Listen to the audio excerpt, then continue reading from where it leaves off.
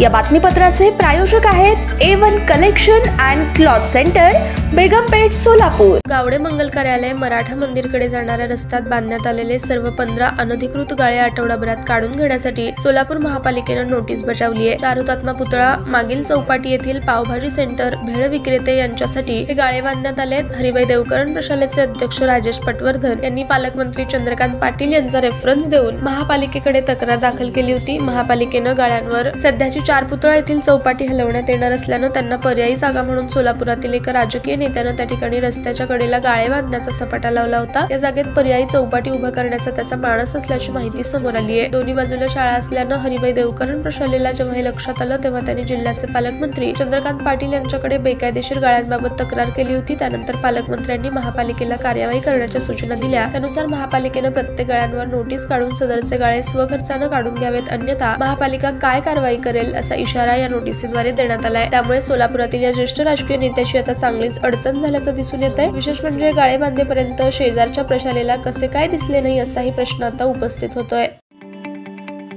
ताज्या बातम्या पाहण्यासाठी प्राईम महाराष्ट्र न्यूज चॅनलला सबस्क्राईब करा।